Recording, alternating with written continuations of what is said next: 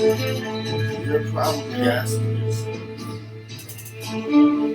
what the fuck is this guy doing? Telling scary stories.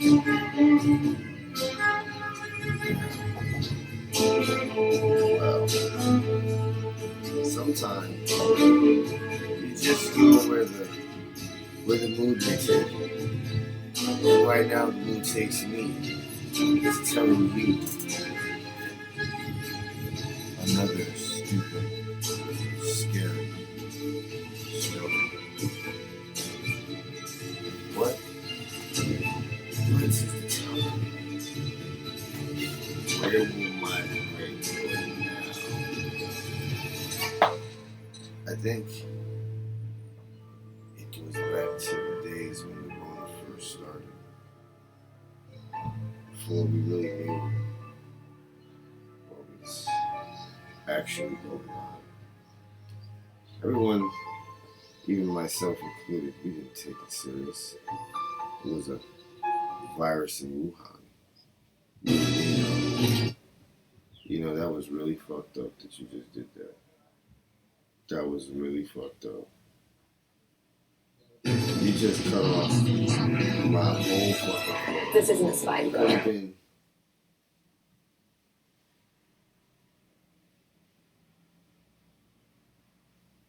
It's a good thing we can edit shit. But what do we know? It's a virus in Wuhan. We're over in China. Millions of thousands of miles away. In my mind, it was millions. But obviously, that wasn't the only thing we needed to be worried about.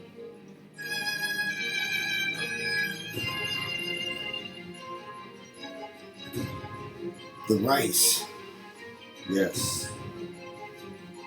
The sticky rice, the jasmine rice, the basmati rice. Oh yeah, they all had their hand in this. Don't think they were innocent. They lied to you. They sit in your kitchen cabinets in pots, in little white containers with metal handles, just waiting. Waiting. It was terrible. I remember the day I realized that the rice had decided it was no longer a source of food for us. All types of mysterious poisoning cases happened. Of course, we as Americans decided to blame the Chinese for having bad rice somehow. But then someone said, no! This was Uncle Ben's rice. Do you mean to tell me that our own Carolina rice has been turned against us? They didn't want to understand it. It was strange. I had to explain to them. Studies in science were showing that the rice was putting a new chemical into itself, which raised levels of arsenic that was dormant. So somehow turned on, and for this to have happened across the world, it was a massive death toll for humans everywhere. Because we all enjoy rice in some shape, form, or another. Maybe with some gravy on it. Perhaps you like your rice with beans. I like my rice with beans. Maybe with some cabbage, carrots, and vegetables. Oxtails, maybe with dumplings. Biscuit on the side. Fried rice with vegetables and shrimp. Made in a Chinese restaurant. So delicious. But that was where the trick was. They knew we were hooked. It was just, they knew we needed rice. Everyone needs rice. That's the first thing they send to the starving people in all nations is rice and oats.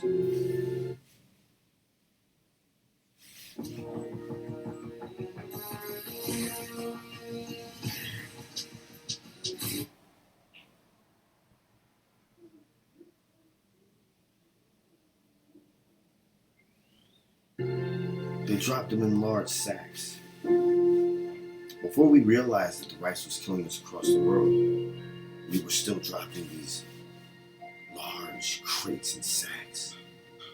And they disabled the parachutes. So we dropped bombs of poisoned rice upon the people. They figured maybe it was just an accident, but millions of chutes failed across the world. An accident. We underestimated them. We underestimated the rice. And for that we paid a very, very hefty price. A rice price. One that we weren't prepared or equipped to pay at the time. We had no idea. I mean, rice is a crop that grows in many places and feeds and sustains life in many places. And for it to turn on us so suddenly was something we just weren't prepared for. Humans didn't know what to do for a small period of time. It was terrible. It was utter chaos. And there was no order. So, a man came forth. He said to the human race that was left, we have a decision to make. We can hide in these caves like rats, feeding on one another, gnawing. Jim over there is gnawing on John's toe now as we speak. The hunger has driven us to insanity. We can no longer accept this way of life. We built the cities that now rice has driven us from. How dare they? Who is this rice? Something burned deep within the human race that was left, and they said, no more shall the rice drive us underground. No more will the rice control our destiny. No longer will this rice have me cowering in the corner like a child huddling in the corner when his father or his stepfather smacks his mom or his stepmom across the face, however the marriage situation works out. Little Johnny's there. He doesn't know what to do. Little Johnny has no idea what to do. He just knows that this can't be the way things are supposed to be. That's how we felt about the rice. The man sparked us. His name was Elias. Elias Uncle Ben Murphy. He came up with a plan. We didn't have to eat the rice.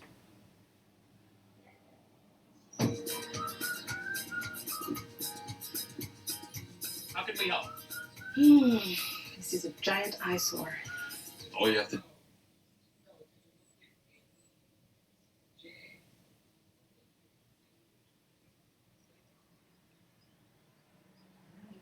All we had to do was cook the rice. It's a simple thing. No reason to eat it. It was poisonous, as we had already figured at this time. Of the billions of humans that once walked across this earth, only maybe a billion were left. Spread out, sparse. The population was decimated. It was terrible. COVID was running rampant. But then, the rice may have saved us from ourselves. We saw this as an opportunity. We started to think. Ideas started coming out of our minds. Quickly, fast. We discovered a way to defeat them. Yes, we climbed back from the brink of almost extinction. Our numbers began to swell. We treated rice as the poison that it was. We started to eat quinoa, a much healthier grain. Rice. Yeah. They came crawling back. They wanted back in with the beans, but the beans had already signed a treaty with the quinoa. Couscous came through. Pasta rose in stock. Rice plummeted. It was terrible. They couldn't feed the rest of their nation. They begged us, they came on their grains, just shaking and sliding over, all moist and sticky from being overboiled, soft and mushy. We looked down on them now. Rice cakes, they tried to reincorporate. Rice noodles trying to sneak in on the pasta tray. And then had the nerve. Fried rice, we don't need you. Rice and beans, take a hike. Rice and gravy, nah. Maybe later, down the road, centuries from now, when we can forgive you for bringing us to the brink of extinction. Until that time, rice, we're watching you.